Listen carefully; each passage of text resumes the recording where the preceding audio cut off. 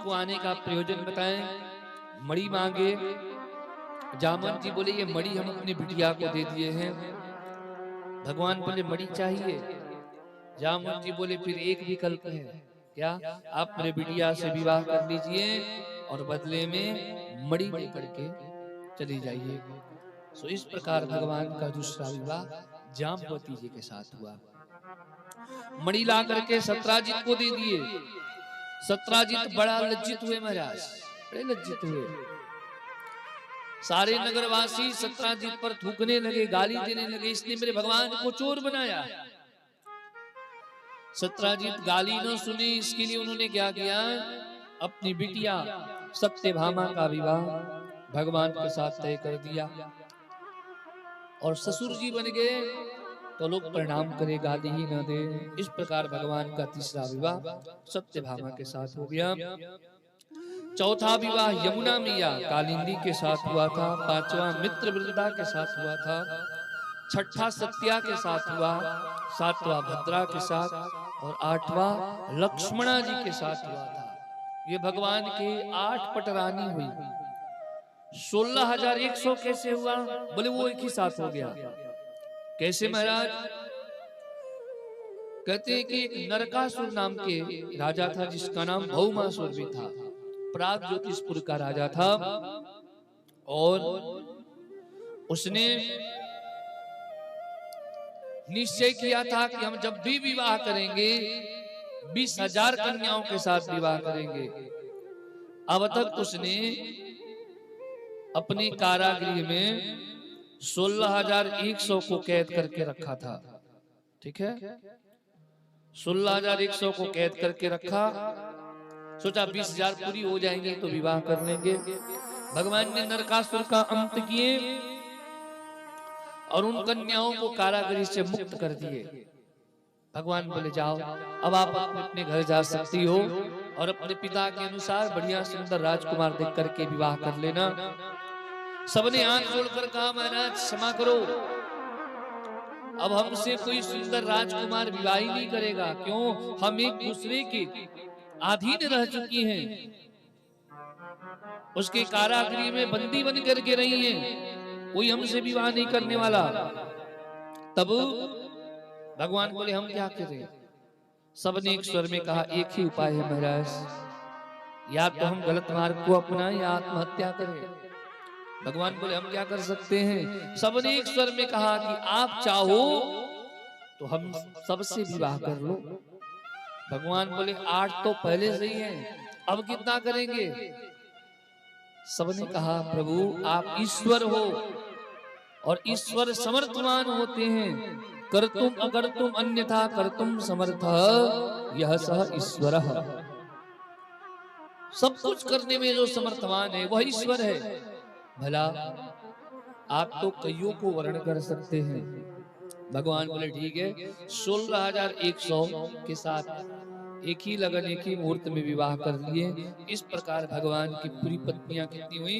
16,108। सुनने में तो सामान्य दृष्टि से यही लगता है कि भगवान जिससे विवाह किए वो सब सामान्य स्त्री थी, और एक बात ध्यान देना उसमें सामान्य कोई नहीं था। जब भगवान ही सामान्य नहीं थे तो जिससे वो विवाह करेंगे वो सामान्य कैसे हो सकता है? कहते हैं जो 16,000 थी वो वेद के मंत्र थी, ज्ञान कांड के। कहते हैं ना वेद के 3 कांड है, कर्म कांड, ज्ञान कांड, उपासना कांड। सबसे अधिक मंत्र कर्म कांड में है 80,000, 16,000 ज्ञान कांड में और 4,000 उपासना कांड में है। तो ज्ञान कांड की जो ऋचाएं थी वही गोपी बन करके भगवान को पति रूप में वर्ण की थी। 100 कौन है? बोले 100 उपनिषद है। 100 ऐसे उपनिषद है जिसमें कृष्ण भक्ति का विशेष निरूपण किया गया है। तो ये 100 उपनिषद ही भगवान से विवाह की थी। 8 कौन है? बोली अष्ट प्रकृति है। भूमिरापो नलो वायु खम मनो बुद्धिरेव च अहंकारिति में भिन्नः प्रकृतिरष्टधाः। ये जो 8 प्रकृतियां हैं यही भगवान के अष्ट पटरानी बन करके भगवान को पति रूप में स्वीकार की है। तो कोई मंत्र ऋचा है, कोई उपनिषद है और कोई अष्ट प्रकृति है, सामान्य इसमें कोई नहीं है। नारद जी को भी मोह हुआ, उन्हें भी लगा कि भगवान 16,108 के साथ कैसे रहते होंगे। नारद जी आए परीक्षा लेने, कहते हैं सबसे पहले रुक्मिणी के भवन में गए तो क्या देखे भगवान रुक्मिणी के साथ है। भगवान ने स्वागत किया, जल पिलाया, 2 लड्डू भी खिलाए। आगे सत्यभामा के भवन में गए तो भगवान वहां भी उपस्थित हैं, वहां भी प्रभु ने लड्डू खिलाए, जल पिलाए, सम्मान किए। लड्डू की संख्या हो गई 4। आगे सत्या के भवन में गए, भद्रा के भवन में गए, जामवती के रूम में गए, देखे तो भगवान सबके साथ है। नारद जी समझ गए 2-2 लड्डू भी खाएंगे ना तो 16,108 है, खा खा के मर जाएंगे। अब समझ में आ गया ये कोई सामान्य नहीं, ये साक्षात भगवान है, ये ईश्वर की लीला है। और फिर वहां से नारद जी प्रणाम करके चले गए। बोलो भक्तवत्सल भगवान की जय। नृगोपाख्यान के माध्यम से भगवान ने अपने बच्चों को उपदेश दिलाया। एक नृग नाम के राजा थे, बहुत बड़े दानी थे। दानी स्वाख्यायमानेषु यदि ते कर्णमस्पृशम, पर दान का थोड़ा अभिमान हो गया, इसके कारण वो एक ब्राह्मण के श्राप से गिरगिट बन गए। पर भगवान का स्पर्श पा करके वह पुनः अपने स्वरूप को प्राप्त कर लिए। भगवान ने उनसे पूछा, कहो महाराज आपका जीवन का अनुभव क्या है। उन्होंने की बात कहा, ना हम हालाहलम मन्ये विषम्यस्य प्रतिक्रिया, ब्रह्मस्वं हि विषम प्रोक्तम नास्य प्रतिविधिर्भुवि। नृग ने कहा, महाराज ब्राह्मण का जो धन होता है ना, संतों का जो धन होता है ना, वो विष से भी खतरनाक होता है। भगवान बोले कैसे महाराज। बोले प्रभु इसलिए कि विष से वही मरता है, विष उसी का नियत करता है जो पीता है, पान करता है। पर ब्राह्मण का, संतों का धन यदि कोई अपहरण करता है तो स्वयं तो नष्ट होता है, अपने कुटुंब को भी, अपना परिवार का भी नाश कर लेता है। इसलिए इनसे सावधान। आगे ये भी कहें, सुदत्ताम परदत्ताम वा ब्रह्मवृत्तिम हरिचयः। महाराज कोई यदि दान कर रहा हो और उसका यदि कोई हाथ पकड़ ले, नहीं ऐसा मत करो, तो या कोई दान देने के लिए कह दिया और फिर ना करे तो, या फिर ब्रह्मवृत्तिम हरिचयः, किसी ब्राह्मण का वृत्ति का अपहरण करता है, चुराता है, या दान करने वाले को रोकता है, ऐसा नहीं ये करो, ये नहीं ये करो, तो कृमि षष्ठी वर्ष सहस्राणि विष्टायाम जायते कृमि। हजारों वर्ष तक महाराज कहते वो नाली का कीड़ा बनता है। इसलिए सावधान। कोई दान करे तो रोको मत, कह दिए तो दे दो। किसी भक्त संत ब्राह्मण का वृत्ति धन को कभी भूलकर भी नहीं चुराना चाहिए। ये राजा नृग ने भगवान को सुनाया और भगवान अपने ये बच्चों को उपदेश दिलाना चाहते। बच्चे की ओर देखकर बोले, सुन रहे हो? सबने हाथ जोड़ दिया, हाँ महाराज हम कभी कोई गलती नहीं करेंगे। भगवान का यही चाही थी। शायद बच्चे मेरे बात न माने तो किसी और के द्वारा ही स्वयं भगवान ही राजा नृग के अंदर प्रविष्ट होकर के अपने बच्चों को सुंदर उपदेश दिए। भगवान इस प्रकार नृग पर कृपा किए। आगे भीमसेन के द्वारा जरासंध का उद्धार करवाए। उनके ज्येष्ठ पुत्र सहदेव को जो है राज्याभिषेक करके सिंहासन पर विराजमान कर दिया प्रभु ने। 20,800 राजाओं को जो कैदी बना करके जरासंध ने रखा था, भगवान सबको मुक्त कर दिए कारागृह से, और सबने हाथ जोड़कर भगवान का बड़ा ही सुंदर स्तुति गाए। एक श्लोक है जो श्लोक कम मंत्र ज्यादा है। क्या है? कि कृष्णाय वासुदेवाय हरे परमात्मने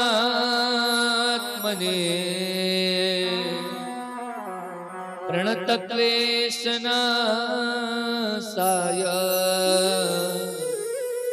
गोविंदाय नमो नमः।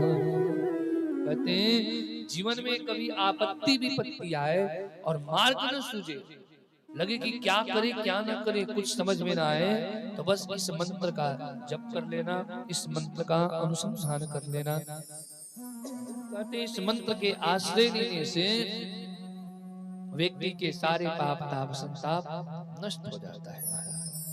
बोले भक्तवत्सल भगवान की। आइए एक सुंदर भाव को गुनगुनाएं। फिर आज का जो मुख्य प्रसंग है सुदामा चरित्र, हम लोग सुदामा चरित्र की ओर बढ़ेंगे। भक्तों ने गाया है कि हरि गुण गा के अरे जीवन बना ले पगला, हरि गुण गा के जीवन बना ले पगला, मनवा लगा के जीवन बना ले पगला, मनवा लगा के ओ हरि के भजन ना कैला, हरि के भजन ना कैला, हाँ हरि के न घाट के भैला, हरि के न घाट के, ओ हरि के भजन ना कैला, हरि के भजन ना, हाँ घर के न घाट के भैला, घर के न घाट के दिहिया के पाके जीवन बना ले पगला, दुनिया के पाके हाँ हरि गुण गा के जीवन बना ले पगला, हरि गुण गा। सच्चिदानंद भगवान की।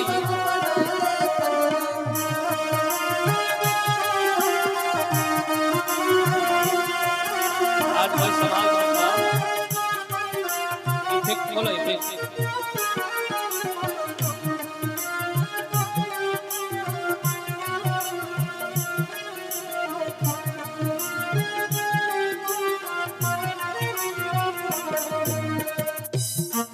गाइए सभी भाव से हरि बोल।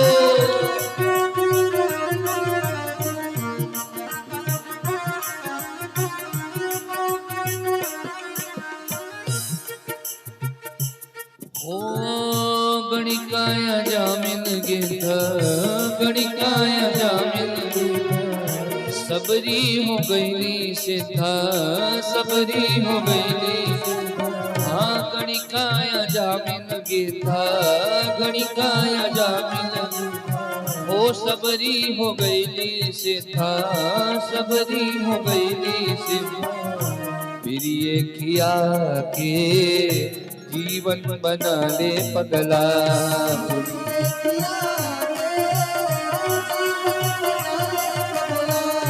हरि गुण गा के जीवन बना ले पगला, हरि गुण गा। हरि बोल।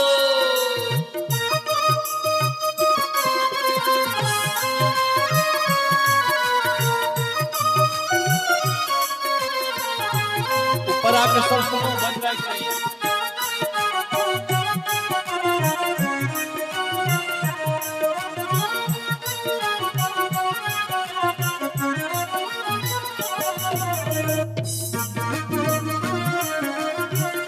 जय हो।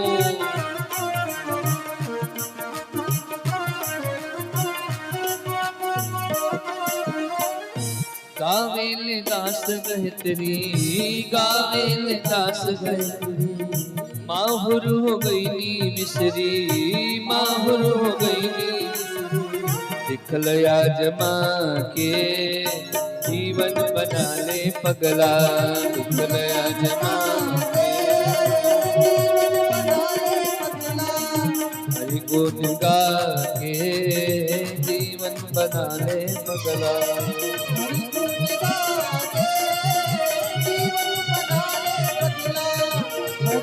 लगा के जीवन बनाए सफला, भगवा लगा के जीवन बनाए सफला, हरि गुण गा जीवन बनाए सफला। बोल सच्चिदानंद भगवान की। भगवान शुकदेव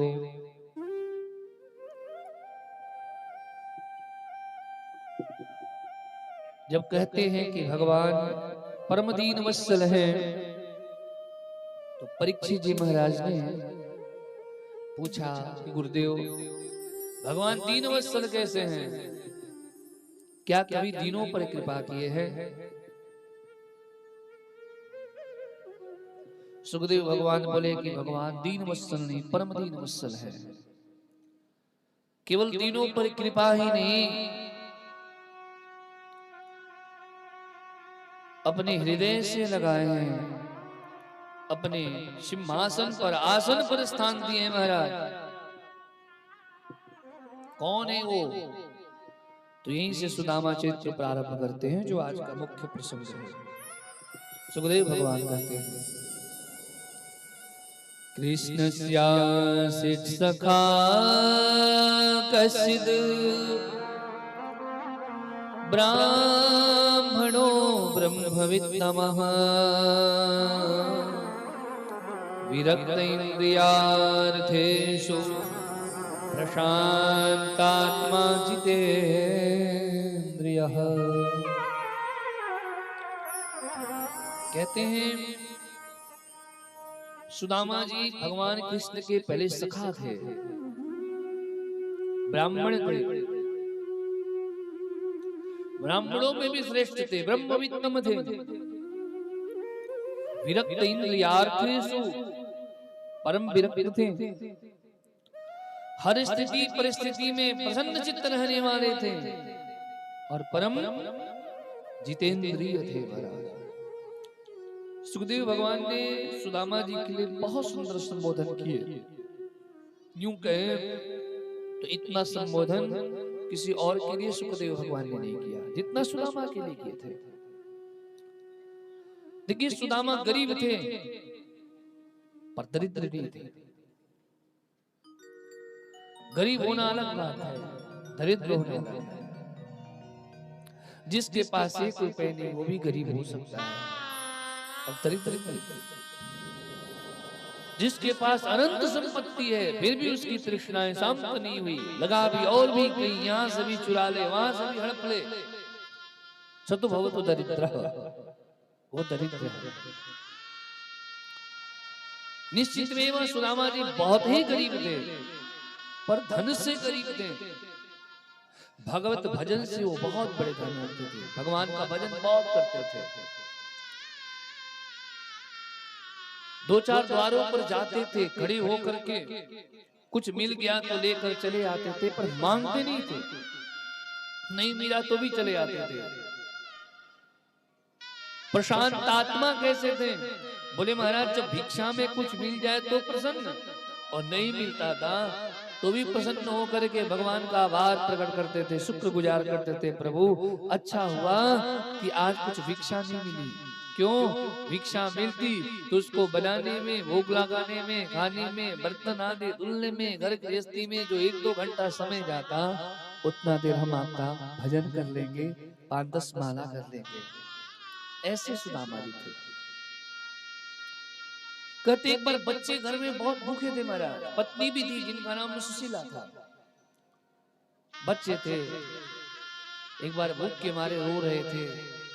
सुशीला मैया देखी घर में एक साबुत अन्न का दाना भी नहीं था जो अपने बच्चों को खिला दे। सुदामा जी बाहर गए थे, उधर भी कहीं कुछ हाथ नहीं लगा। मैया ने झूठ बोल दी, लाला आज एकादशी है, हम वैष्णव एकादशी का व्रत करते हैं, कल द्वादशी को पालना कर देना। बच्चे बेचारे भूखे ऐसे एकादशी मान करके सो गए। अगले दिन सुदामा जी गए, बच्चे भूख के मारे रो रहे थे। मैया बड़ी जोर की भूख लगी है, कुछ दे दो, कुछ कर दो। मैया चारों तरफ ढूंढ रही है, मेहनत कर रही है, कुछ मिलता ही क्या। अंत में एक चूल्हे पर पात्र रख करके उसमें जल डाल करके बालू का जो रेत होता है ना, देखने में आलू जैसा लगता है, उसको जल में डाल दी और बच्चों से कही आलू जब सिद्ध हो जाए पा लेना, कर लेना। घंटों बीतने के बाद बच्चे कहते हैं मैया आप तो देख ले आलू सिद्ध हो गया होगा, आप तो लाकर दे दे, बड़ी जोर की भूख लगी है। मैया झूठा भी नहीं करती है, जाकर के पात्र पर से प्लेट को हटाती है, उस पत्थर को हाथ से छूती, करती बेटा अभी सिद्ध नहीं हुआ, अभी कच्चा है, अरे आलू हो तब तो सिद्ध होगा, ये गरीबी है महाराज। मैया ऐसा इसलिए कर रही थी कि मेरे बच्चों का धैर्य न टूट जाए, शायद स्वामी जी कुछ लेकर आए, तो ये गरीबी, इससे गरीबी अधिक क्या ही हो सकती है। भगवान को नहीं देखा गया, तब उन्होंने संतों को भेज दिए। संत आए द्वार पर और कहे बहुत भिक्षाम देही, कोई इस घर में है तो हमें भिक्षा ला करके दे।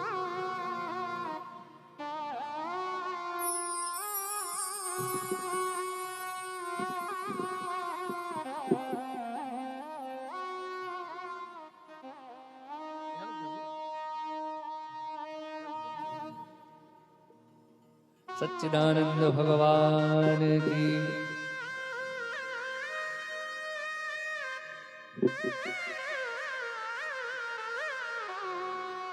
बोलो, भक्त वत्सल भगवान की जय।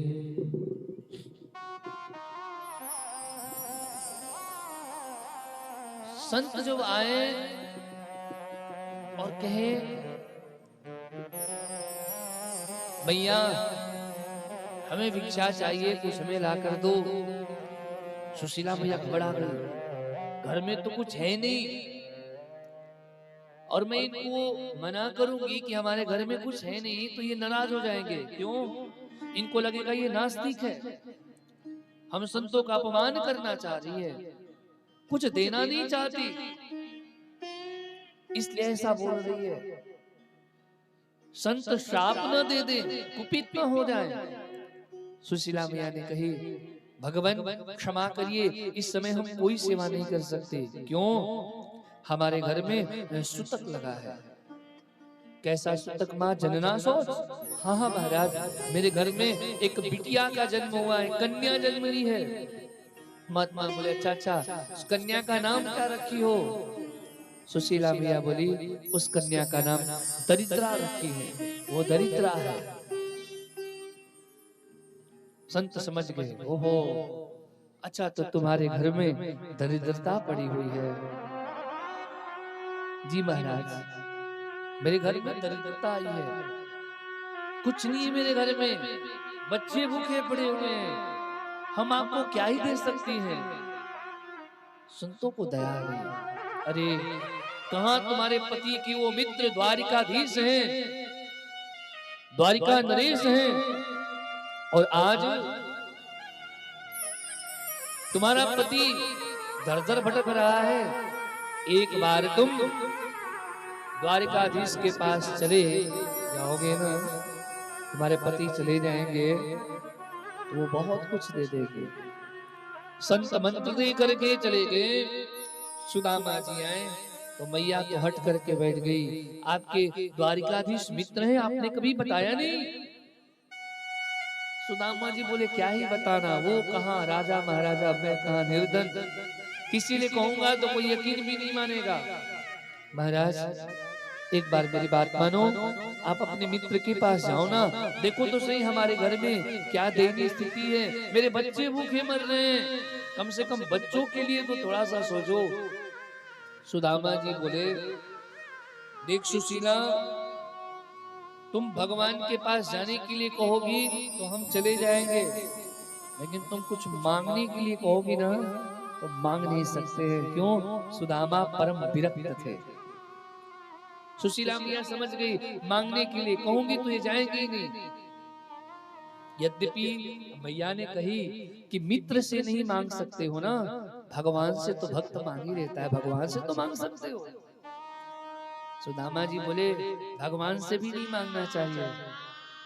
भगवान से मांगने का मतलब ये होता है कि भगवान के ऐश्वर्य पर संदेह करना। अरे पगली, भगवान को सब पता होता है मेरे भक्त को कब और क्या चाहिए। तो जब उसे सब पता ही है तो क्या मांगना। इसलिए भगवान से भी नहीं मांग सकते हम। ठीक है ठीक है, आप जाओ बस दर्शन कर लो।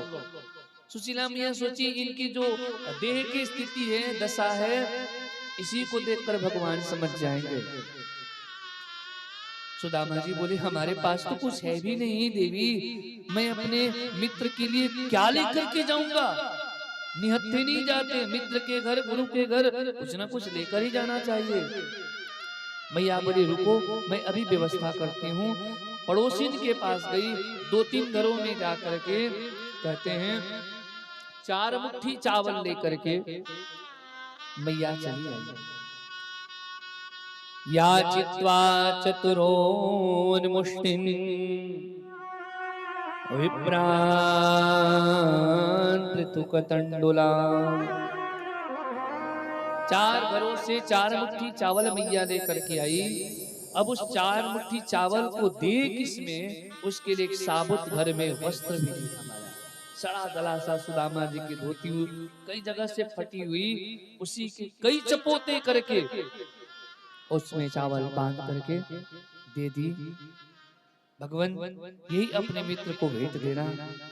और जब मेरे बारे में आपके मित्र कुछ पूछे ना तो एक मेरा संदेश दे देना। सुदामा जी बोले हाँ हाँ बोलो क्या कहना है द्वारिकाधीश से। मैया ने एक संदेश कही, कहना कि 1 माह 2 पाख में 2 एकादशी हो, मेरे घर गोपाल जो नित्य एकादशी हो। महाराज संसार में तो एक माह में 2 पक्ष होता है, शुक्ल पक्ष एक कृष्ण पक्ष, और 2 एकादशी होती है महाराज। पर मेरे घर तो नित्य एकादशी होती है। बस यही भगवान से कह रहा है। ठीक है सुदामा जी चल दिए महाराज, हम लोग दर्शन भी कर रहे हैं। एक ही धोती को पहने हैं, जैसे तैसे तन ढाक करके चावल की पोटली लिए हुए।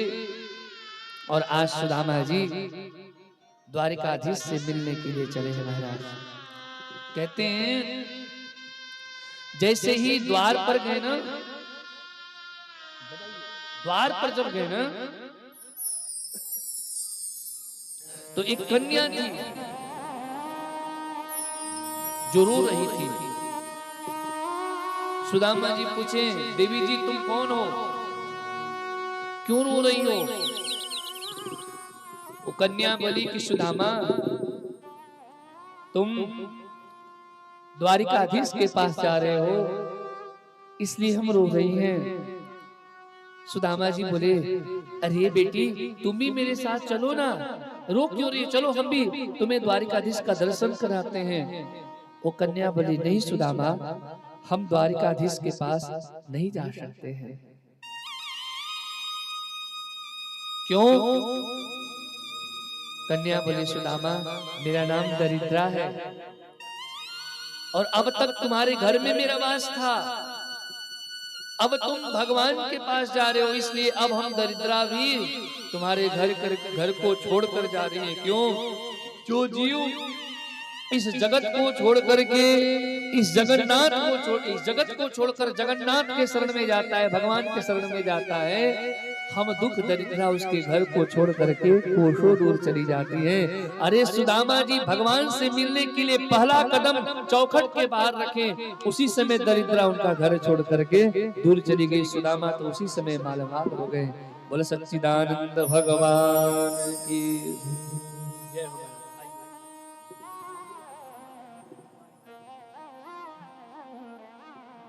बोले भक्तवत्सल भगवान की। सुदामा जी घर से बाहर निकले, पैर में न पादुका है न सिर पे पगड़ी है, एक फटी मैली सी कुचली सी पुरानी धोती को जैसे तैसे लपेटकर सुदामा आज गुजरात से पोरबंदर से द्वारिका की ओर प्रस्थान कर गए। इधर सुशीला मैया भगवान के चरणों में एक प्रार्थना करती है, प्रभु मेरे स्वामी बहुत भोले वाले हैं, वो आपके दर तक जा रहे हैं, आप उन पर कृपा करना और उन्हें सकुशल हमें लौटाना। आइए सुशीला मैया जो भगवान से प्रार्थना कर रही है ना, उसी भाव को हम लोग भी भगवान के चरणों में गुनगुनाएं और प्रभु से कहें, प्रभु आप हमारे जीवन का दुख दूर कर देना, जैसे आपने सुदामा जी का किया था। तेरी अखिया है जादू भरी, तेरी अखिया है जादू भरी, बिहारी जी में कब से खड़ी, तेरी अखिया है जादू भरी, बिहारी जी में कब से खड़ी, तेरी अखिया है जादू भरी, बिहारी जी में कब से। मैं तो तेरे ही द्वार पड़ी, मैं तो तेरे ही द्वार पड़ी, बिहारी जी में कब से खड़ी, तेरी अखिया है जादू भरी, बिहारी जी में कब से खड़ी, तेरी अखिया है जादू भरी, बिहारी जी में कब से। भक्त वत्सल भगवान की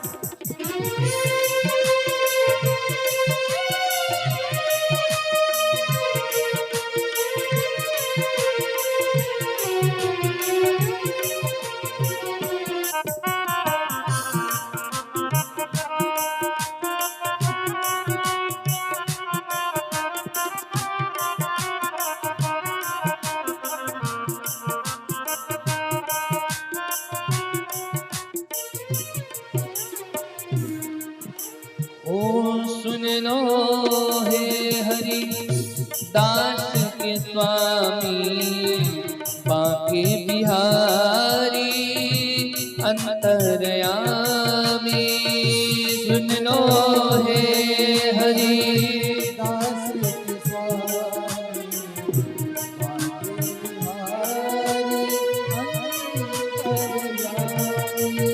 ओ सुन लो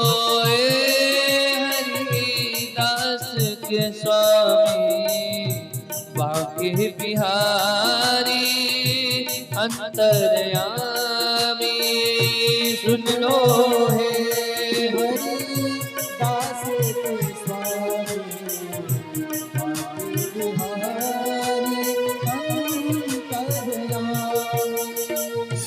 अंतर्यामी, मेरी टूटी न भजन की लड़ी, टूटी न भजन की लड़ी, बिहारी जी में कब से खड़ी, तेरी अखिया है जादू भरी, बिहारी जी में। सभी लोग भाव से गाएंगे, बांके बिहारी लाल की।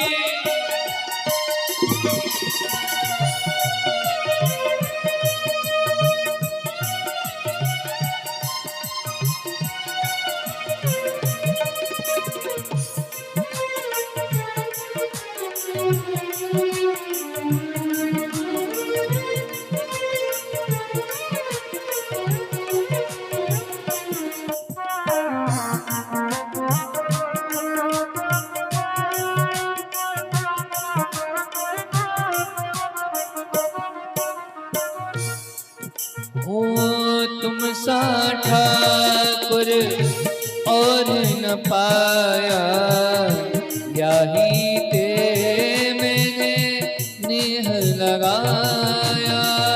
तुम सा ठाकुर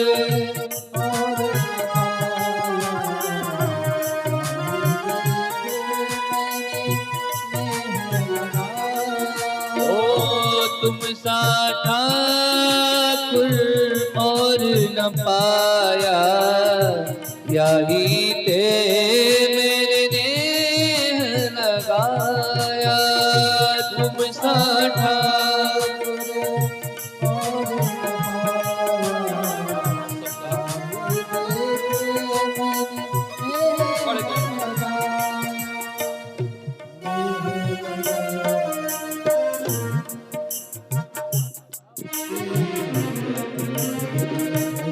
मैं तो तेरे ही द्वार खड़ी, तेरे ही द्वार खड़ी, बिहारी जी में कब से खड़ी। किया है जादू बिहारी जी में कब से खड़ी, किया है जादू भरी बिहारी में कब से खड़ी। किया है जादू भरी बिहारी में कब से खड़ी। किया है जादू भरी बिहारी में कब से खड़ी। भगवान से मिलने के लिए सुदामा जी आज चल पड़े हैं। कहते नदी के तट पर गए महाराज, तो भगवान पार लगाने के लिए स्वयं केवट बन करके आ गए। बाबा पल्ली पार चलनो है। हाँ भैया जानो तो है। भगवान बोले पास में कछु है। सुदामा जी बोले भैया गरीब है, फूटी कौड़ी भी मेरे पास ना है, तब कैसे पार करेगो। सुदामा जी बोले कहीं और घाट से, किसी और घाट से चले जाएंगे। भगवान बोले आओ आओ बाबा आओ, हम तो तुम्हारे ही जैसे भक्तों को इस सामान्य नदी का कौन कहे, पूरे भव सागर को पार करने के लिए कृपा रूपी नौका लेकर के प्रतीक्षा रहते हैं। कोई तो हमारे पास सुदामा जैसा भक्त है जिसको ये संसार में संपूर्ण भव सागर से पार लगा देंगे। और आज भगवान स्वयं सुदामा जी को नौका पर बिठा करके पार लगाए महाराज। नंगे पैर पैदल चलते चलते जब सुदामा जी थक गए ना, एक पथिक से पूछे भैया यहाँ से भी द्वारिका और कितनी दूर है। राहगीर पथिक ने कहा बाबा बहुत दूर तो अब नहीं है, पर तुम्हारी जो देह की दशा है इसे देखकर नहीं लगता है कि तुम इस जन्म में द्वारिका चले जाओगे और द्वारिकाधीश से मिलोगे। सुदामा जी निराश हो गए, उसी वृक्ष के नीचे हताश होकर गिर पड़े, बैठ गए। हे भगवान घर बार सब कुछ छोड़कर आए हैं, प्रभु नहीं मिलेंगे तो फिर तुम किधर के भी नहीं रह पाएंगे, वापस भी नहीं जा पाएंगे, अब क्या करें। भूख लगती है प्यास लगती है, जिंदगी अब उदास लगती है। कैसे आऊं रे कन्हैया तेरी द्वारिका, अब आस भी निराश लगती है। सुदामा जी कहते हैं कन्हैया अब मेरे में सामर्थ्य नहीं कि हम तुम्हारे पास आ जाएं, अब तुम कृपा करो तभी हम तुम्हारे पास आ सकते हैं, नहीं तो मेरी बस की बात नहीं है। सुदामा जी एक सुंदर भाव को गुनगुनाए कि जाने कब आएगा मुझे अपना बनाएगा। वो जाने कब आएगा मुझे अपना बनाएगा। ओ मेरे आंसू पोंछ कर मुझे गले लगाएगा। मेरे आंसू पोंछ कर मुझे गले लगाएगा। मुझे आंसू पोंछ कर मुझे गले लगाएगा। मेरे आंसू पोंछ कर जाने कब आएगा मुझे अपना बनाएगा। जाने कब आएगा मुझे अपना बनाएगा। मेरे आंसू पोंछ कर मुझे गले लगाएगा। मेरे आंसू पोंछ कर गले लगाएगा। कब आएगा मेरा सांवरिया, कब आएगा मेरा सांवरिया, कब आएगा मेरा सांवरिया, कब आएगा मेरा। भक्तवत्सल भगवान की जय हो।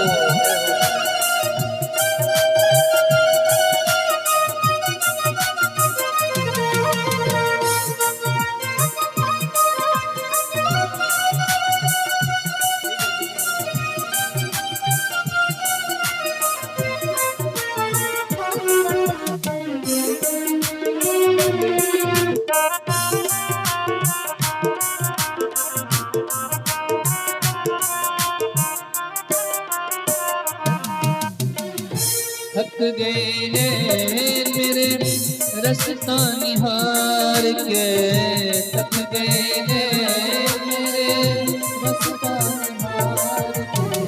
प्यासी प्यासी अखियों में सपने बहार के, प्यासी प्यासी अखियों में जीवन बन जाएगा जब कान्हा आएगा। जीवन बन जाएगा जब कान्हा आएगा। मेरे आंसू पोंछ कर मुझे गले लगाएगा। मेरे आंसू पोंछ कर कब आएगा मेरा सांवरिया, कब आएगा मेरा सांवरिया, कब आएगा मेरा सांवरिया, कब आएगा। जय हो।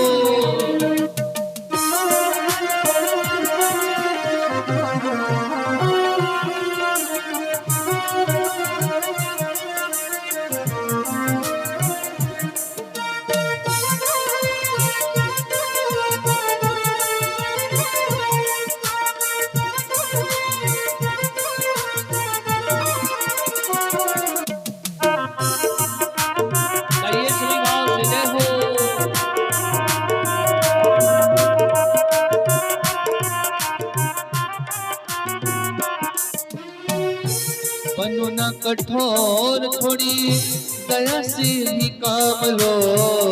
बनो ना कठोर थोड़ी दया से भी काम लो। आके कन्हैया मेरे दामन को थाम लो।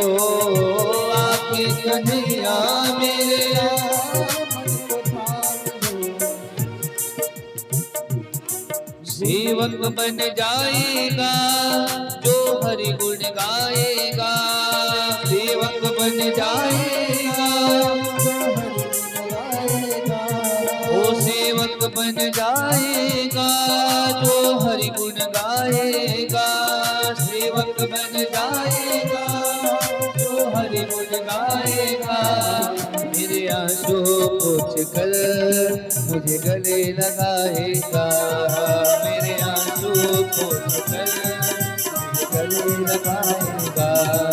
कब आएगा मेरा सांवरिया, कब आएगा मेरा सांवरिया, कब आएगा मेरा सांवरिया। कब आएगा मेरा सांवरिया, कब आएगा मेरा सांवरिया, कब आएगा मेरा सांवरिया, कब आएगा मेरा सांवरिया, कब आएगा मेरा सांवरिया, कब आएगा मेरा सांवरिया, कब आएगा मेरा सांवरिया, कब आएगा मेरा। इसी भाव में सुदामा डूबे हुए हैं।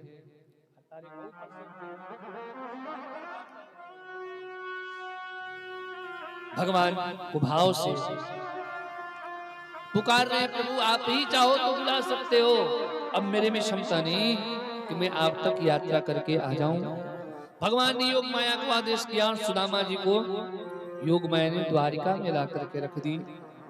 सोए थे तो जंगल था, और जब नेत्र खोले तो क्या देखे, यहाँ पर सुंदर स्वर्ण की अट्टालिकाएं दिख रही है। एक व्यक्ति से पूछे ये कौन सी नगरी है, बाबा ये द्वारका नगरी है। भगवान सीधे, वैसे भागवत जी के अनुसार तो रुक्मिणी मैया के भवन में जाकर के पहुंच गए थे, सीधे मिल लिए थे, पर कुछ कवियों ने अपने पद के माध्यम से सजाया। एक कवियों में उत्तम कवि हैं जिनका नाम नरोत्तम दास है। उन्होंने एक अपने पद के माध्यम से समझाया कि सुदामा जी पहले द्वार पर गए महाराज, और जब द्वार पर गए तो द्वारपालों से कहे कि मैं सुदामा पोरबंदर से चलकर आया हूँ, द्वारिकाधीश मेरे मित्र हैं, बस कृष्ण दर्शन लालसा, केवल दर्शन के लिए आया हूँ, आपने जाकर संदेश दो, हमें वो एक बार दर्शन दे दे। द्वारपाल, एक द्वारपाल जाता है और भगवान से कहता है, प्रभु देखने में तो बहुत गरीब लगता है, पर आपके दर्शन के लालसा को लेकर के बहुत धनी लगता है। एक से एक भक्त हैं, पर उसके जैसे भक्त मैंने कभी पहले नहीं देखा। भगवान बोले कौन है, कैसा है देखने में, क्या नाम बताया उसने। कवि ने कहा, शीश पगान झगातन में प्रभु जाने को आही बसे के ही ग्रामा,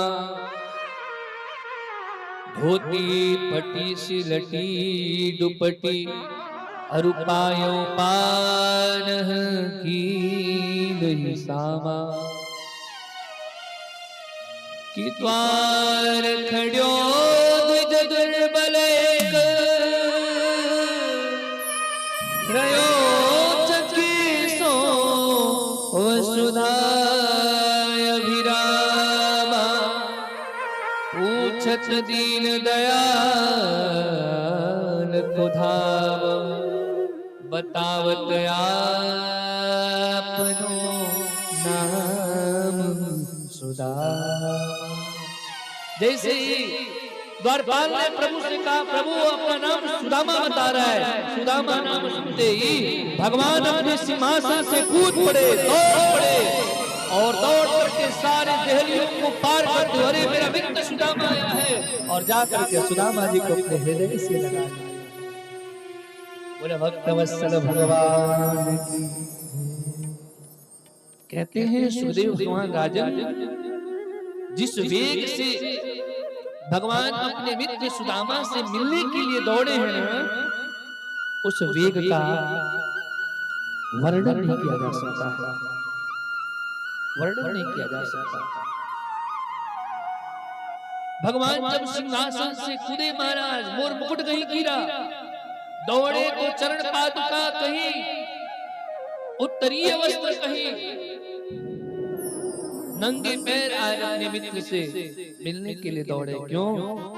भगवान ने विचार किया, मेरा मित्र उतना दूर से बिना पादुका के आया है, तो मैं क्या अपने सिंहासन से द्वार तक बिना चरण पादुका के नहीं जा सकते, इसलिए भगवान चरण पादुका त्याग दिए।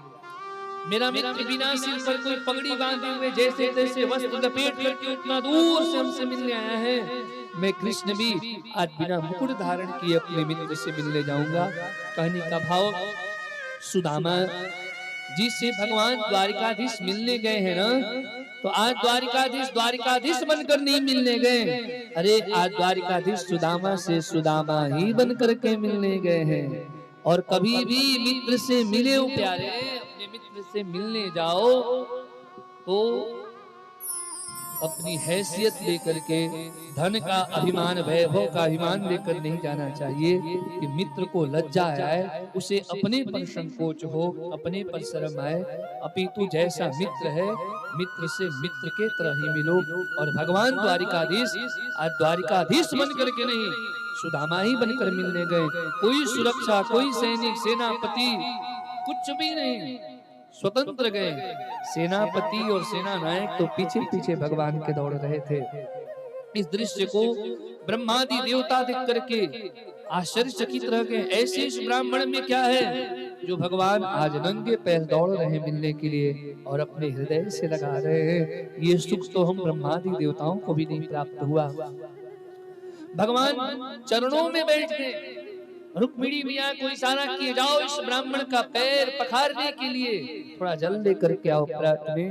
प्यारे, रुक्मिणी मियां परात में जल लेकर आ पाती, उससे पहले भगवान देखे कि सुदामा के चरणों में, पैर के तलवे में बहुत सारे कांटे हैं, फफूंदे पड़े हैं, फोड़े पड़ा हुआ है। महाराज, उस दृश्य को देख करके मेरे प्रभु तो रोने लगे और अपने नेत्रों से ही नीर बरसा दिया, अपने नयन से ही गंगा यमुना को प्रकट कर दिया। रुक्मिणी मियां जब तक परात में जल लेकर आ पाती, उससे तो पहले मेरे प्रभु ने अपने नयन नीर से ही सुदामा जी के पैर को पखार दिया। ऐसे बेहाल बेवाइन सो पग कंटक जान लगे पुनि जोए, आए महादुख पायो सखा, तुम आए तेना किते दिन खोए। कि देखी सुदामा की दीन दशा, करुणा करके करुणा निधि रोए, पानी परात को हाथ छोड़, नैनन के जल सो पग धो। भगवान बरात का पानी तो हाथ नहीं लगाए, अपने नैन नींद से सुदामा जी के पैरों को पखार दिए। रुक्मिणी मैया इस दृश्य को देखकर स्तंभित रह गई। हे भगवान, ऐसा इस ब्राह्मण में क्या है? ऐसा पागल जैसा हाल तो आज से पहले कभी भी हम अपने प्रभु का नहीं देखी थी। और चरणों में भगवान बैठे हैं, बगल में रुक्मिणी मियां भी पंखा सेवा कर रही हैं। अरे कौन कहता है कि सुदामा दरिद्र था? अरे कौन कहता है कि सुदामा गरीब था? जिसके बगल में लक्ष्मी मैया खड़े होकर के पंखा सेवा कर रही हो और जिसके चरणों में साक्षात लक्ष्मीपति बैठ करके नारायण चरण सेवा कर रहा हो, अरे जिसकी सेवा लक्ष्मी नारायण कर रहे हो, उससे भी बड़ा संसार में कोई धनवान हो सकता है क्या? उससे भी बड़ा संसार में कोई महान हो सकता है क्या? दोनों भगवान की सेवा में तैयार है। सुदामा जी संकोच कर रहे हैं कि प्रभु मुझे अपने सिंहासन पर बिठाएं स्वयं चरणों में। भगवान रुक्मिणी मियां को आदेश किए, देवी प्रणाम करो, आशीर्वाद लो। ऐसा तेजवान ब्राह्मण कभी नहीं मिलेगा, परम ब्राह्मण है, श्रेष्ठ ब्राह्मण है। रुक्मिणी मियां जब भगवान को प्रणाम की तो सुदामा जी कन्हैया से पूछे, क्यों लाला ये कौन है? तो बोले कि ये मेरी धर्म पत्नी। अच्छा लाला तेरो विवाह है गयो? हाँ हाँ भैया। सो जैसे ही मैया ने प्रणाम करी, सुदामा जी आशीर्वाद दोनों हाथ उठाकर आशीर्वाद दिए। अखंड सौभाग्यवती भव, पुत्रवती भव, पति प्रिया भव। मैया खुश हो गई और भगवान बोले रुक्मिणी मैया से कि जितनी भी हमारी रानी पटरानियां हैं ना, जितनी पत्नियां, सबको बुलाओ। रुक्मिणी मैया गई, तब तक से महाराज सत्यभामा आ गई। वो भी भगवान को प्रणाम, सुदामा जी को प्रणाम की। सुदामा जी फिर भगवान की ओर देखे और बोले, क्यों लाला ये कौन है? भगवान बोले, मित्र जो पहले वाली थी ना वही अभी अच्छा तो तेने दो दो शादी कर रखो है। वाह भैया क्यों नहीं, तुम्हारी ठाठ जो है। अब फिर क्या कहना, उन्हें भी आशीर्वाद दिए, अखंड सौभाग्यवती भव, पति प्रिया भव, पुत्रवती भव। जाम्बवती आ गई, भगवान से फिर पूछते सुदामा जी च्योरे लाला ये कौन है। भगवान बोले ये बार बार मत पूछो ये कौन है, ये कौन है। फिर जो जो आकर तुम्हें इस समय प्रणाम करे ना, बस यही सोचना जो पहले वाली थी वही अच्छा। तो तेने 3-4 शादी किए हुए क्या भैया? बोले वो तो बाबा तुम खुद गिन लेना कितना शादी किए हैं। ऐसे महाराज अष्टपटरानियां आकर के अब सबको हाथ उठाकर सुदामा जी आशीर्वाद दिए, 10, 20, 50, 100 को दे दिए। बाबा का तो हाथ दुखेगा ही, हाथ नीचे कर दिए। अखंड सौभाग्यवती भव, पति प्रिया भव, पुत्रवती भव। 100 से 500 की संख्या हो गई महाराज, 16,108 है। अब तो बाबा अखंड सौभाग्यवती भी कहने में थक गए, मुंह से थक गए, तो भव भव भव लगा कि अब बाबा ही गिर जाएंगे। जब 1000 पार कर गई महाराज, तब सुदामा जी बोले च्योरे लाला कितना शादी कर रखो है भैया, और अभी ये कितनी भैया अभी और कितनी बाकी है? भगवान बोले अभी आधी भी नहीं हुई बाबा, अभी तो 1000 आई है, हमने 16,108 निभा ली। सुदामा जी बोले धन्य हो भैया, इतना को तो आशीर्वाद दे दे देते हम ही पधार जाएंगे। एक काम करो, सबका स्वामी तुम हो, इकट्ठा हम तुमको आशीर्वाद दे देते हैं और आधा फल तुम्हारे धर्म पत्नियों को मिल जाएगा। भगवान जैसे ही सुदामा जी को प्रणाम किए, आज सुदामा जी साक्षात भगवान नारायण को आशीर्वाद। ये है भक्ति की महिमा, ये है सुदामा जी का महत्व, ये है एक तेज ब्राह्मण का महत्व जो साक्षात भगवान नारायण को भी आशीर्वाद दे रहा है। बोले भक्त वत्सल भगवान की। इसके बाद आपस में दोनों में वार्तालाप हुई और फिर बाबा ये बताओ तुम शादी वादी किए कि नहीं?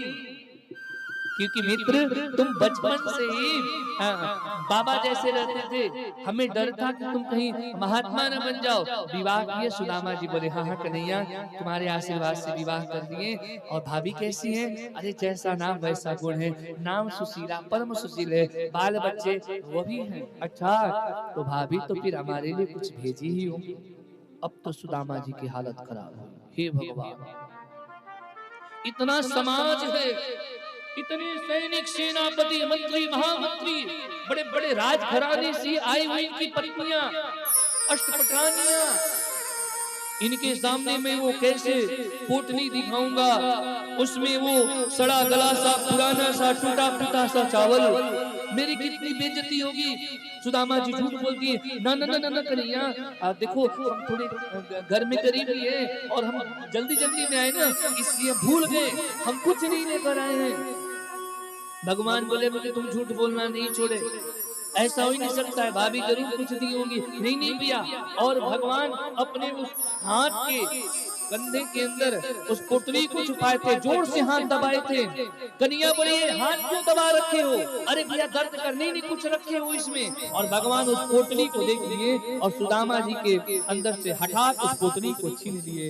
अब तो सुदामा जी बेचारे घबरा गए, अब क्या होगा, मेरी प्रतिष्ठा अब ये मेरा ले लेगा। भगवान उस पोटली को खोलने लगे। महाराज मेरे लिए भाभी क्या दी है? भगवान जैसे पोटली को खोले तो क्या देखे, उसमें 4 मुट्ठी चावल है। वो 4 मुट्ठी चावल भी 4 घर से मानो मांग कर लाया गया है। कोई काला है, कोई पीला है, कोई सफेद है, कोई लाल है। समझ गए भगवान कि मेरे मित्र के घर में 4 मुट्ठी चावल भी नहीं है। इतनी गरीबी, इतनी दीनता।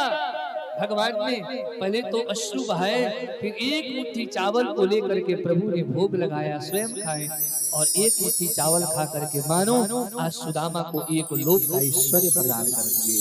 बोलो भक्तवत्सल भगवान की। दूसरा मुट्ठी चावल भी खाए और मानो सुदामा जी को 2 लोक का ईश्वर प्रदान कर दिए।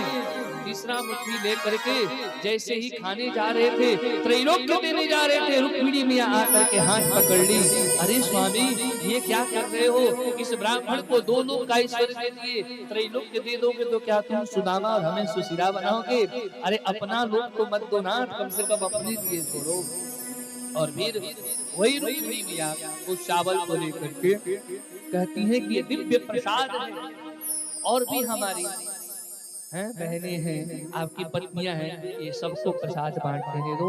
और रुक्मिणी मियां ने उस चावल को ले ली, सब उस चावल को बांटेंगे महाराज।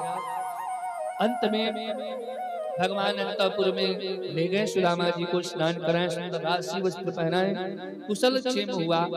और जब सुबह जाने की बारी हुई, सुदामा जी बोले अब हम घर जाएंगे। भगवान बोले ठीक है। भाभी वाला संदेश सुदामा जी ने सुनाया। 1 माह 2 पाक में 2 एकादशी होए, मेरे घर गोपाल जी नित्य एकादशी होए। तो भगवान ने भी मनी मन विश्वकर्मा जी को आदेश किए, जाओ सुदामा की जो झोपड़ी है उसको सुंदर नगर बना दो। योग माया को भी आदेश किए। और भाभी का उस प्रश्न का, उस संदेश का उत्तर देते हुए भगवान कहते हैं, भाभी अब आज से ऐसा नहीं होगा, होनी ईसो है गई, अब न ऐसो होए। भाभी तेरे भवन में नित्य द्वादशी होए, आज से तुम्हारे घर में नित्य द्वादशी होगी। भगवान ने सुदामा जी को बहुत कुछ दिए, और इस प्रकार दिए, इस तरह दिए कि सुदामा जी को पता नहीं चला मेरे प्रभु ने हमें क्या दिया। प्यारे, जब सुदामा जी जाने लगे ना, मन में भाव तो था कम से कम मेरे पत्नी के लिए एक वस्त्र दे देते, पर सुदामा जी मांगे नहीं, कहते कि मने ना देना। अरे मैं कहाँ गरीब अवधूत, और भगवान ने इतना हमें सम्मान दिया, कम है क्या? भगवान का पूजन कर रहे हैं, सुदामा जी का पूजन किए, भगवान आरती किए, स्वागत किए। जाने लगे तो भगवान ने ऐसे तो बहुत कुछ दिए थे, पर पता नहीं चला, सामने से भगवान कुछ नहीं दिए। ठीक है मित्र जाओ। यद्यपि रुक्मिणी मियां बोली कि आप क्या कर रहे हो, इन ब्राह्मण को कुछ दे तो दो। भगवान देने के बजाय जो राजसी वस्त्र दिए थे ना, पहनाए थे ना सुदामा जी को, वो भी कहे मित्र ये वस्त्र राजसी है, इसे उतार दो, अपना वस्त्र पहन लो। रुक्मिणी मियां बिगड़ गई, कैसे निष्ठुर हो आप, अपने मित्र को एक वस्त्र नहीं दे सकते और पहनावा उतरवा रहे हो। भगवान बोले रुक्मिणी तुम नहीं जानती हो, ये दिव्य ब्राह्मण है, परम विभूति है, साधक है। मैं चाहता हूं मेरा मित्र जिस स्वाभिमान से आया था हमसे मिलने, उसी स्वाभिमान के साथ जाएगा ना, तो मेरी मित्रता का यश कीर्ति और बढ़ेगी। और कहीं ये राजसी वस्त्र पहन कर गया और मेरी द्वारिका वासी किसी ने इसका अपमान कर दिया, देखो देखो भिखमंगा भिखारी की तरह गया था, और उधर से क्या सुंदर राजसी पोशाक पहन करके आ रहा है, तो पता है मेरी द्वारिका गर्त में चली जाएगी, डूब जाएगी। इसलिए मैं नहीं चाहता कि मेरा मित्र का कोई अपमान करे, और जिस स्वाभिमान में आया था उसी स्वाभिमान के साथ जाएगा, तो हमारे मित्रता पर द्वारिका वासी भी गर्व करेंगे। इसलिए वस्त्र निकलवा। ठीक है महाराज, पैर में घोड़े पड़ गए थे, एक चरण पादुका तो दे दो, एक चप्पल जूता तो दे दो। भगवान बोले नहीं रुक्मिणी ये नहीं दे सकता। क्यों? ये दिव्य ब्राह्मण है, तेज ब्राह्मण है, ये मेरी द्वारिका के जिस जिस भूभाग पर जाएगा इसकी चरण रज पड़ेगी, हमारी द्वारिका की भूमि कृतार्थ हो जाएगी, हमारी द्वारिका की भूमि धन्य हो जाएगी। इसलिए इसे नंगे पैर ही जाने में मेरे लिए श्रेष्ठकर है। इसलिए भगवान ने चरण पादुका दे दिए। और इसके बाद सुदामा जी को जब विदा किए महाराज, सुदामा जी और बंदर जब आते हैं तो क्या देखे, जहाँ पर झोपड़ी थी वहाँ खूब सुंदर नगर महल बन गया है। सुदामा जी समझ गए इतना दिन से बाहर गए थे, लगता है मेरे बाल बच्चे पत्नी को भगाकर कोई सेठ आकर के कब्जा कर दिया होगा, मेरी कुटिया को उजाड़ करके महल बना लिया होगा। पर तब तक से सुशीला मैया 16 श्रृंगार करके आई। सुदामा जी को प्रणाम की। सुदामा जी अपने पत्नी को पहचान तक नहीं पाए, फिर अंत में सब कुछ बताई। प्रभु ये सब भगवान की कृपा है, उन्होंने देखो हमारे जीवन को कैसे बदल दिया। बोले भक्त वत्सल भगवान की।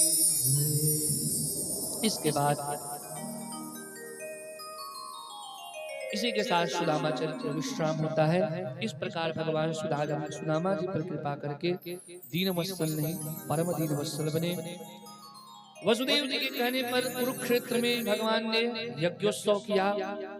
देवकी मैया के कहने पर उनके जो 6 पुत्रों को कंस ने मारा था, भगवान ने वापिस ला कर दिया।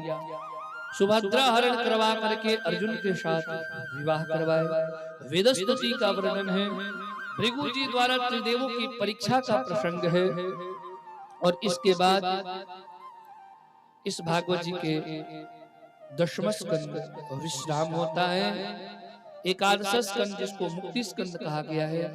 कहते हैं भगवान जब लीला कर लिए तो यादव भी अपने अपने धाम गए, जिसको हम यदुवंश के साप की कथा कहते हैं। भगवान स्वयं स्वधाम गए।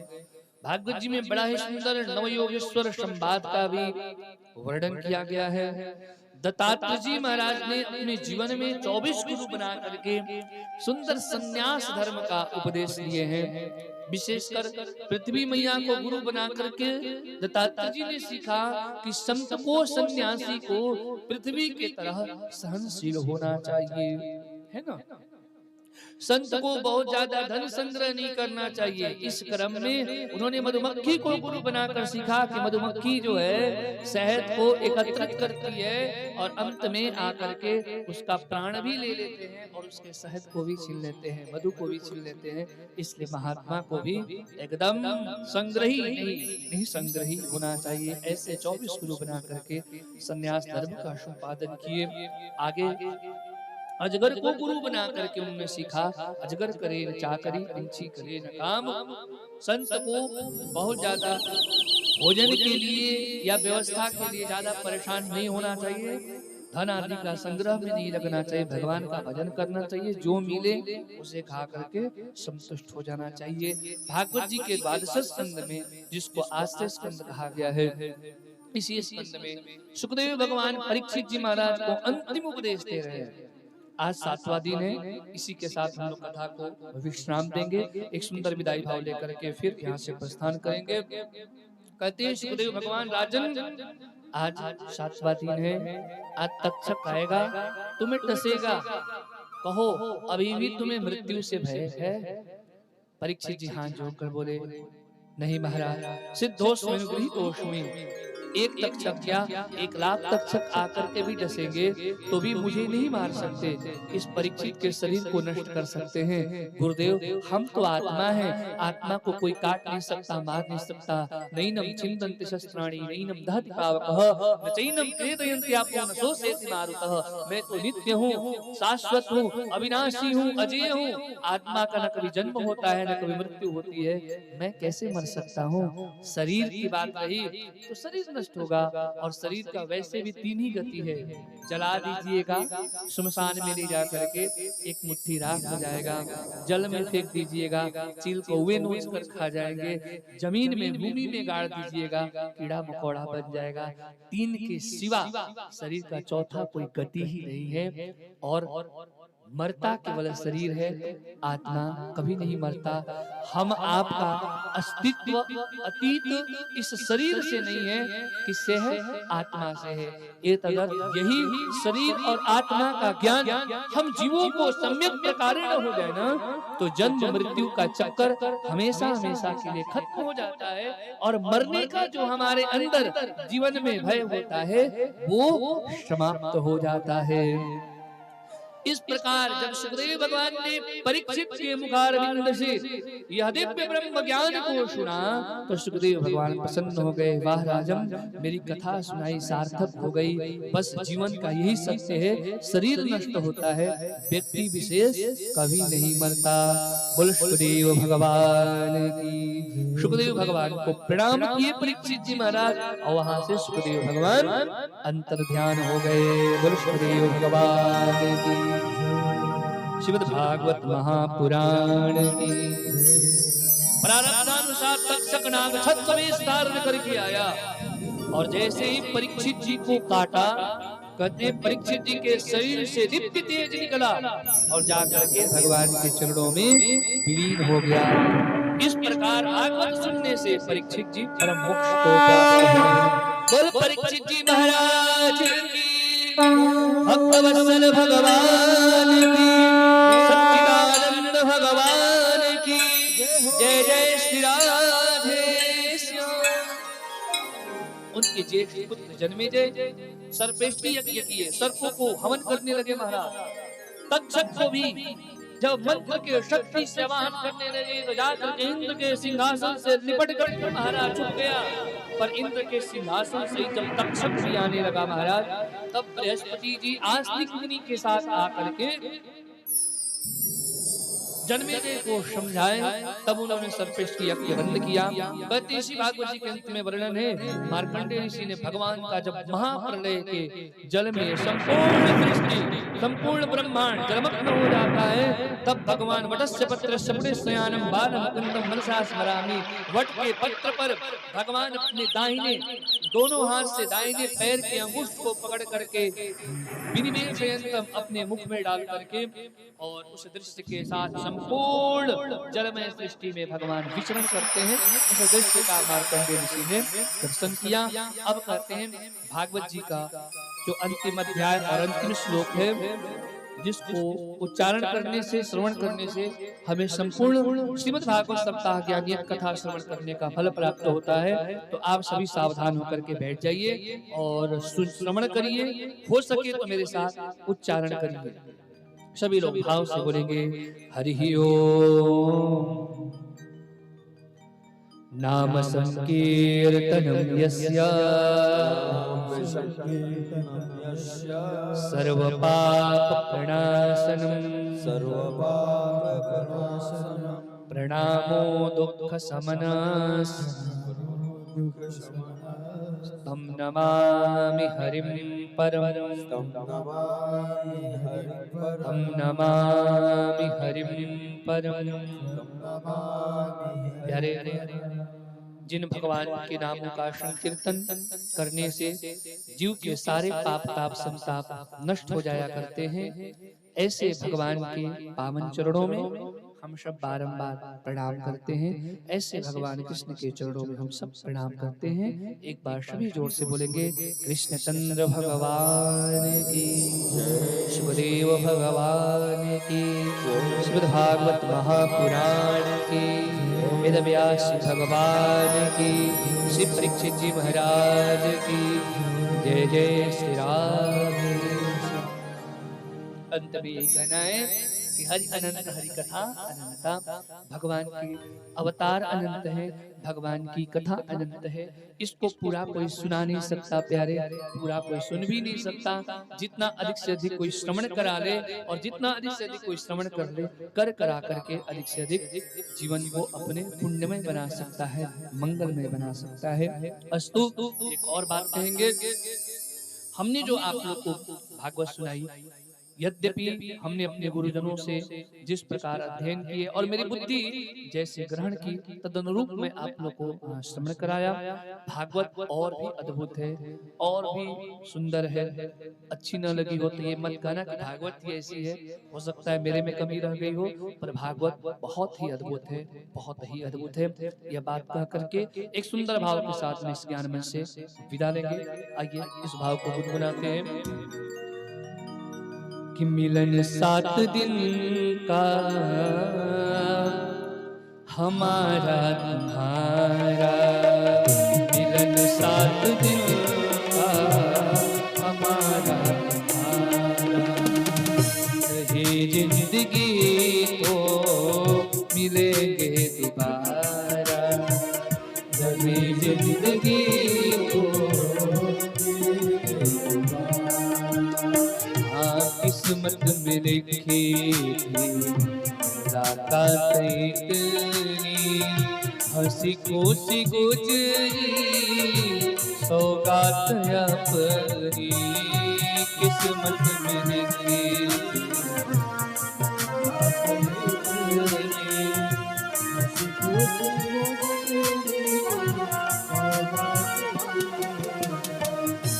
चमकेगा फिर किस्मत का सितारा, चमकेगा फिर किस्मत का सितारा, चमकेगा फिर किस्मत का सितारा। रही जिंदगी तो मिलेंगे दोबारा, रही जिंदगी तो। गाइए सभी भाव सच्चिदानंद भगवान की।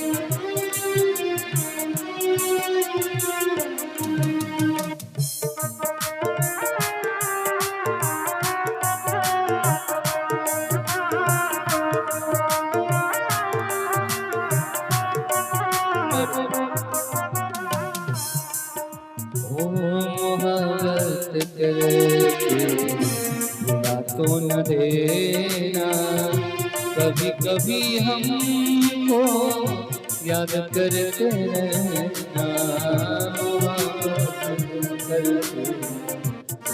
तो न देना,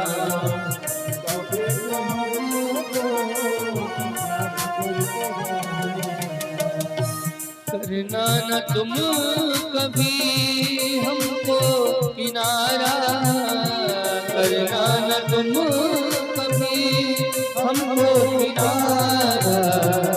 रही जिंदगी तो मिलेंगे दोबारा, रही जिंदगी तो। बाकी बिहारी लाल की।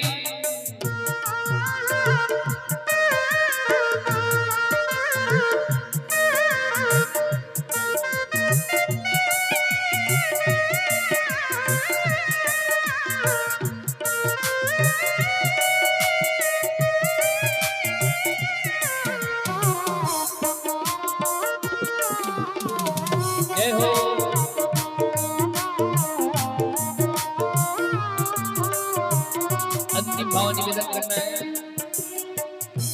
दिल में खुशी के फूल खिले हैं, अरमानों के दीप जले हैं। दिल में खुशी के फूल खिले हैं, अरमानों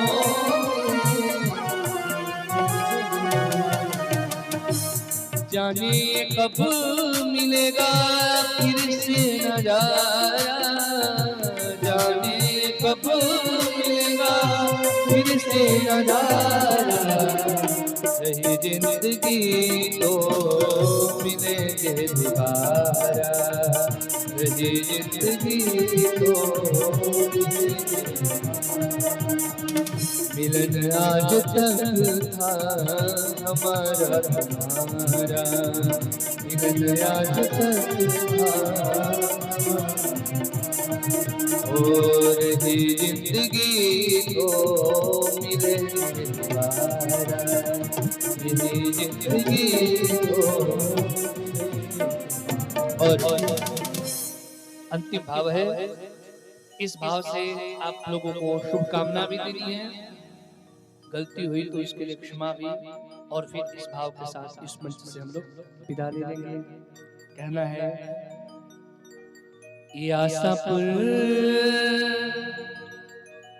गांव के वासी,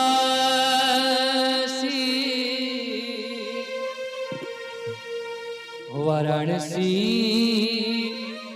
अरे नगर के वासी, सदा खुश रहना, गलती हुई जो हमसे अरे माफ कर देना, आत्मा की बात तुमको बतला रहे हैं।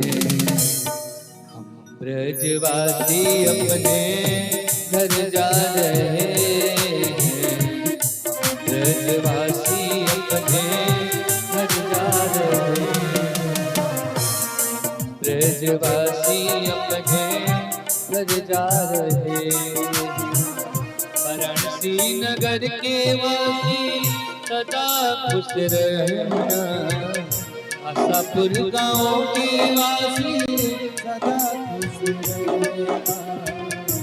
गलती हुई जो हमसे माफ कर देना, गलती हुई जो हमसे माफ कर देना, आत्मा की बात तुमको बतला रहे हैं। ब्रजवासी अपने घर जा रहे हैं, अक्षरवासी अपने घर जा रहे हैं। और सेवा के बिहारी लाल की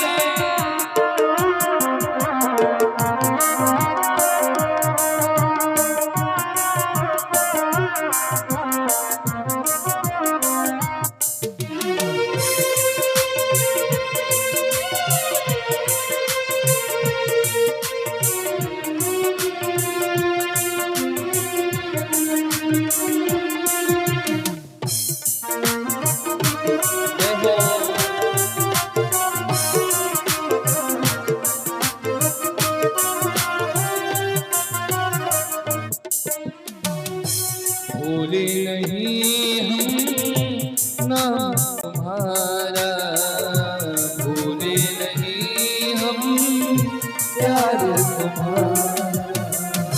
दुआ है प्रभु जी से बुलाना दोबारा, दुआ है प्रभु जी से बुलाना दोबारा। मानो सही तुमको बतला रहे हैं, बक्सरवासी अपने घर जा रहे हैं, बक्सरवासी अपने घर जा रहे हो।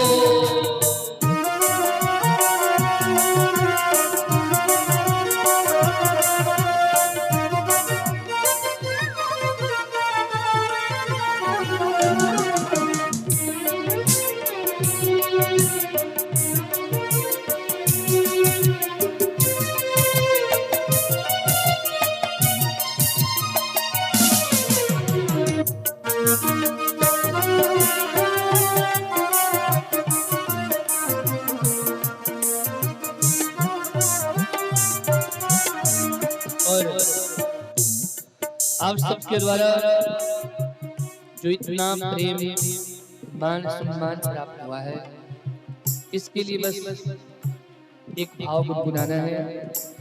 मैं सबसे पहले चाहूंगा हमारे इस कथा के जो आयोजक परिवार है, इन आयोजक परिवार के सम्मान में एक बार सभी जोरदार ताली बजा दीजिए।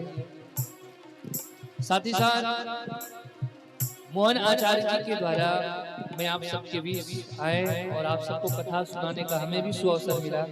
मैं चाहूंगा आचार्य जी और सभी ब्राह्मण विद्वानों के लिए भी एक बार जोरदार ताली बजा दीजिए।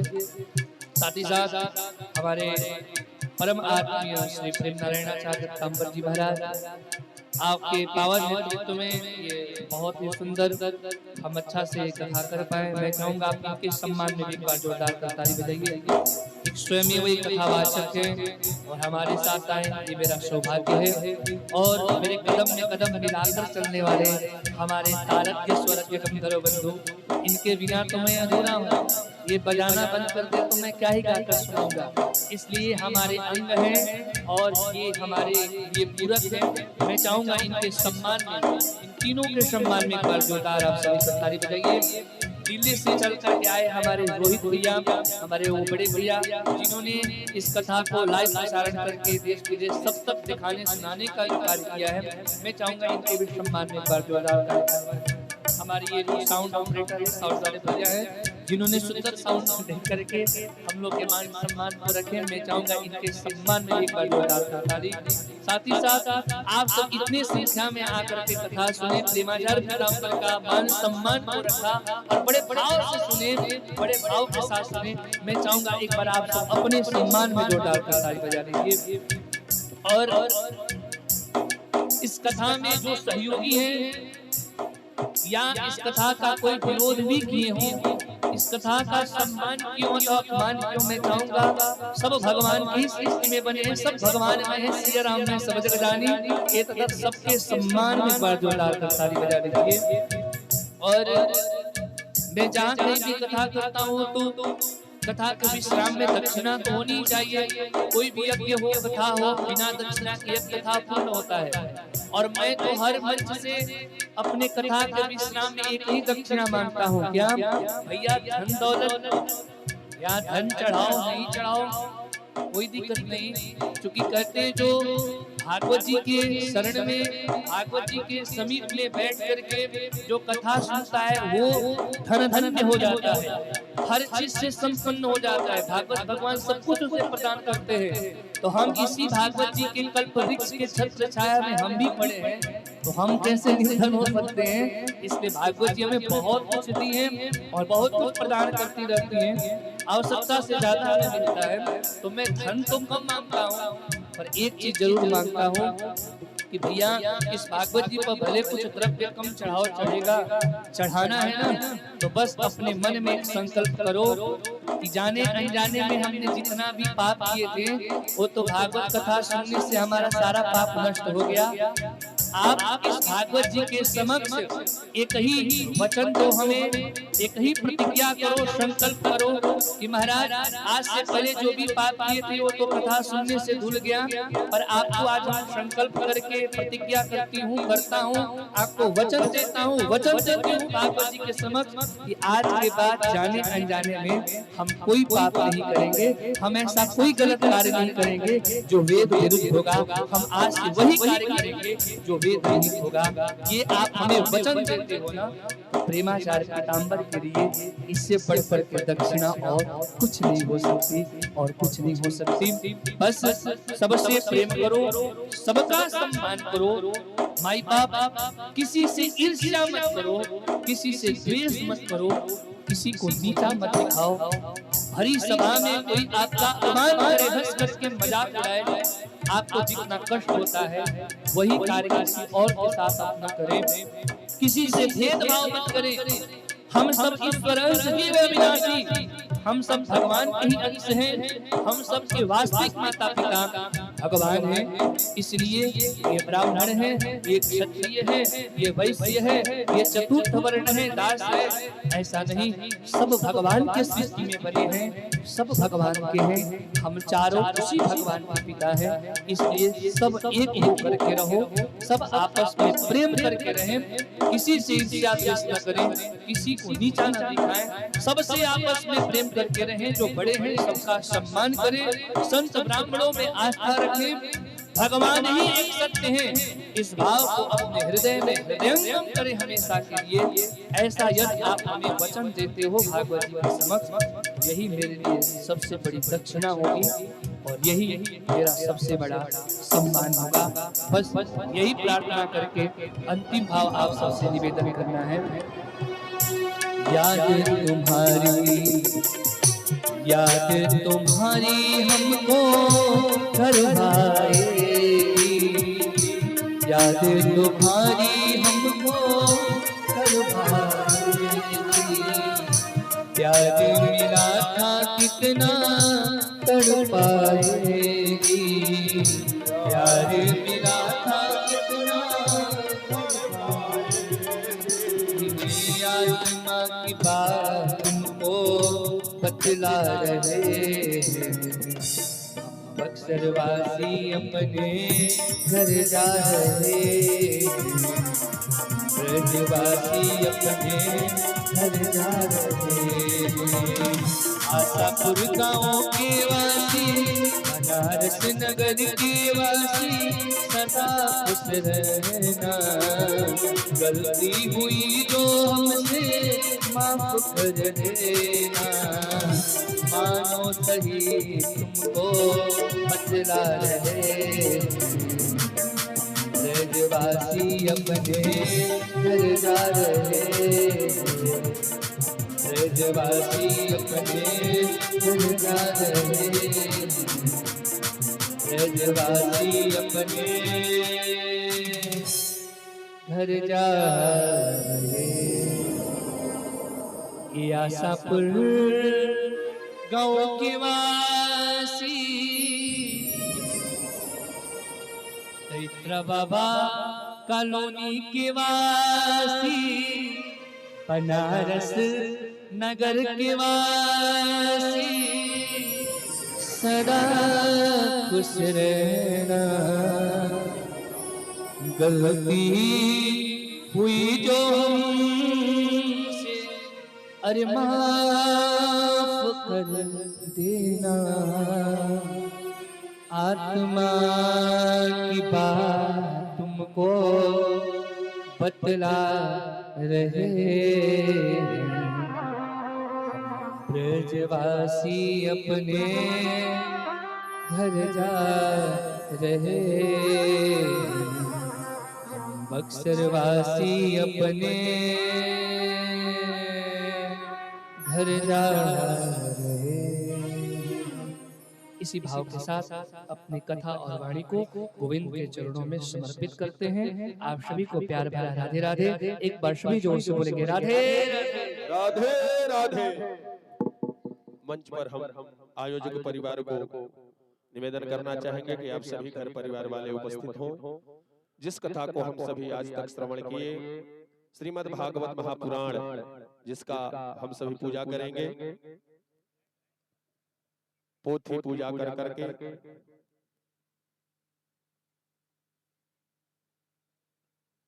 सर्वप्रथम मंच पर हमारे आयोजक परिवार बाबू अजय सिंह जी, अनिल सिंह जी और उनके पिताजी से भी निवेदन करना चाहेंगे कि अभी मंच पर आ जाएं।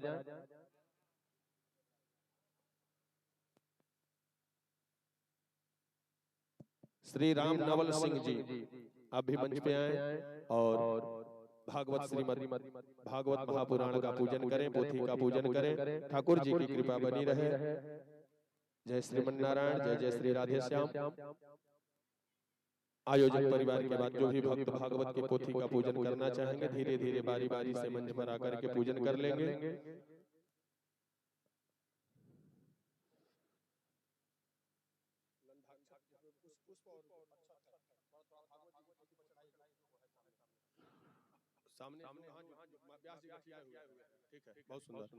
इदं विष्णुवे चक्रमे त्रेधा निददे पदं समूढमस्य पागुसुरे स्वाहा।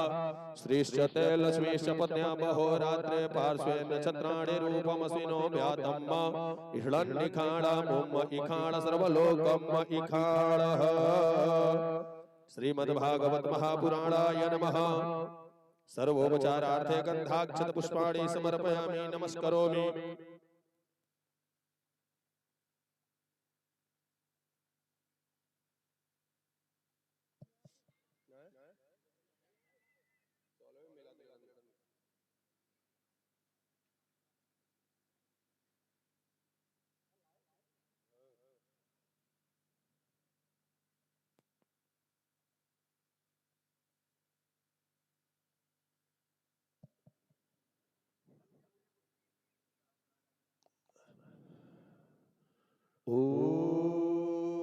प्रेम से बोलिए व्यास जी महाराज की। जयकारा में बड़ा कंजूसी होता, आवाज तेज आनी चाहिए। प्रेम से बोलिए भागवत भगवान की। ये आवाज यही से आया है या बगल वाले गांव से? आप लोग भी सोचते हैं कि यदि महाराज जी कहेंगे नहीं तो हम तेज बोलेंगे नहीं। अभी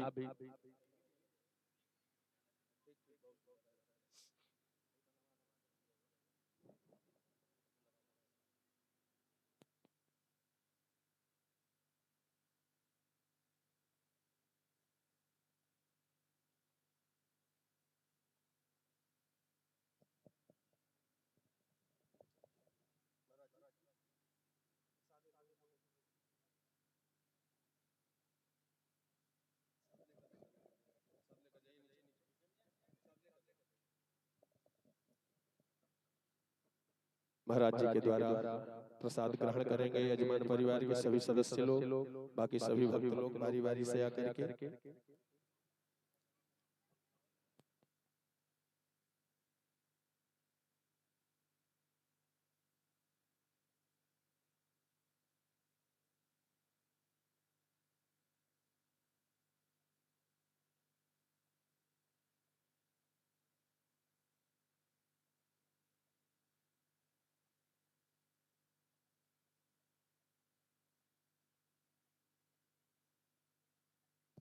सभी लोग अपने स्थान पे खड़े हो जाएं।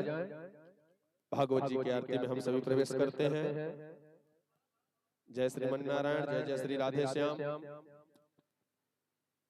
ओम इदगुं हविः प्रजननं मे अस्तु दशवीरगुं सर्वगणगुं स्वस्तये आत्मसनि प्रजासनि पशुसनि लोकसन्य भयसनि अग्निः प्रजा बहुलां मे करोत्वन्नं पयोरेतो असमासु धत्त। भागवत जी की आरती होगी।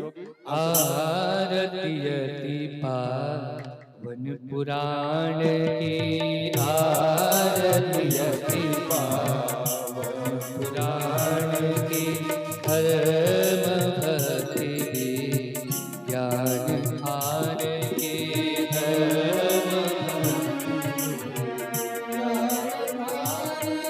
ओ महापुराण भागवत निर्मल, महापुराण भागवत सुख मुख विगलित निगम कल्प फल, सुख मुख विगलित निगम कल्प परमानंद सुधार समय फल, परमानंद समय फल, लीला की रस रस निधान की आरती हो कलिमल भक्ति प्रताप निवारिणी, कलिमल भक्ति प्रताप जन्म मृत्युमय भवभयहारिणी, जन्म मृत्यु सेवत सतत सकल सुखकारिणी, सेवत सुबह हो सभी हरि चरित गान की आरती ओ विषय विलास विमोह विनाशिनी, विषय विलास विमल विराग विवेक विकासिनी, विमल विराग विवेक विकास ओ भगवत तत्व रहस्य प्रकाशिनी, भगवत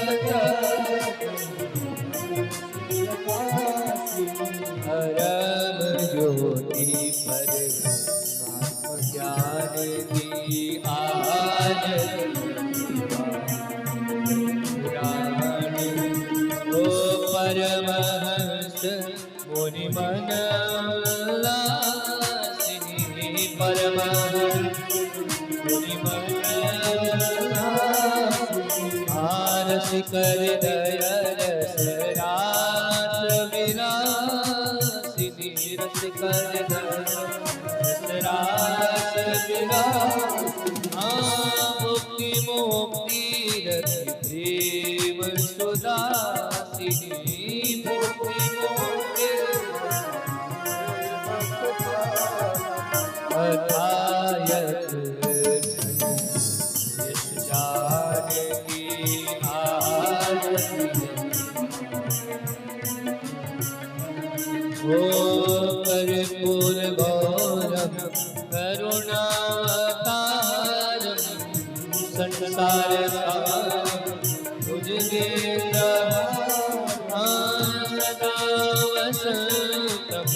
हृदयारविन्दे भवं भवामि भवेव माता पिता त्वमेव त्वमेव बन्धुः सखा त्वमेव त्वमेव विद्या द्रविडं त्वमेव त्वमेव सर्वं देव आरति संघमध्ये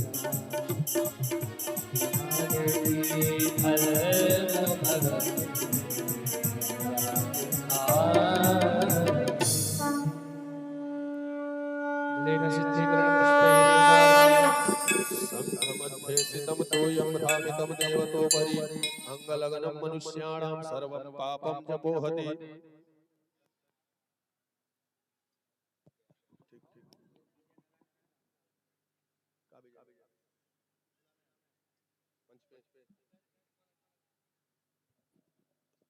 सभी लोग भगवान के चरणों में मानसिक पुष्प अर्पण करेंगे। दोनों हाथ की अंजलि बना लें। हरि ओम जदनेन जद्रमय जन्त देवास्तानि धर्माणि प्रथमान्यासन्न देहनाकं महिमानः सचन्त जत्र पूर्वे साध्याः सात्ति देवाः नाना सुगन्धि पुष्पाणि यथा कालो भवामि च पुष्पाञ्जलिर्मया दत्त गृहाण परमेश्वर गृहाण परमेश्वरी मंत्र पुष्पांजलिं समर्पयामि। प्रेम से बोलिए भागवत भगवान की। आवाज तेज आवेगी चाहिए। भागवत भगवान की, सुखदेव महाराज की, वृंदावन बिहारी लाल की। नमः पार्वती पतये हर हर महादेव। आप जो भी भक्त उपस्थित हैं भंडारे का प्रसाद भी पाकर जाएंगे, महाप्रसाद भी लेकर जाएंगे। ठाकुर जी के प्रसाद को कहीं भी मांगने में लेने में लज्जा संकोच नहीं करना चाहिए। इसलिए आप सभी जाकर के प्रसाद भी